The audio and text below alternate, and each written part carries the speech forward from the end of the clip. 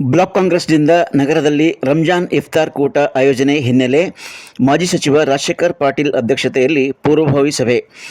ರಂಜಾನ್ ಹಬ್ಬದ ವ್ರತಾಚರಣೆ ಹಿನ್ನೆಲೆಯಲ್ಲಿ March 17ರಂದು block ಕಾಂಗ್ರೆಸ್ನಿಂದ ನಡೆಸಲು ನಿರ್ಧರಿಸಲಾದ ಇಫ್ತಾರ್ ಕೂಟ ಆಯೋಜನೆ ಹಿನ್ನೆಲೆಯಲ್ಲಿ ಗುರುವಾರ ನಗರದ ಮಾಜಿ ಸಚಿವ ರಾಜಶೇಖರ್ ಪಾಟೀಲ್ ಅವರ ಗೃಹ ಕಚೇರಿಯಲ್ಲಿ ಅವರ ಅಧ್ಯಕ್ಷತೆಯಲ್ಲಿಯೇ ಪೂರ್ವಭಾವಿ ಸಭೆಯನ್ನು ನಡೆಸಲಾಯಿತು. ಈ ಸಂದರ್ಭದಲ್ಲಿ ಬ್ಲಾಕ್ ಕಾಂಗ್ರೆಸ್ ಸಮಿತಿ ಅಧ್ಯಕ್ಷ ಅಹಮದ್ ಮೈನುದ್ದೀನ್ ಅಫ್ಸರ್ ಮಿಯಾ, ಎಂಎ ಖಾಲಿದ್ ಶಕೀಲ್, ಎಂಎ ಸಮದ್, ನಯೂಮ್ ಬಾಗ್ವಾನ್, ಮುಕ್ರಮ್ ಜಾ, ರಾಹಿಲ್ ಖಿಲ್ಜಿ, ಎಸ್ಎ ಬಾಷಿದ್, ಹಫೀಜ್ ಫಯಾಜ್ ಹಾಸ್ಮಿ, ನಾಸೀರ್ ಖಾನ್, ಸೈಯದ್ ಜಾಫರ್ ಅಸ್ಲಾಂ ಮೊದಲಾದವರು ಹಾಜರಿದ್ದರು.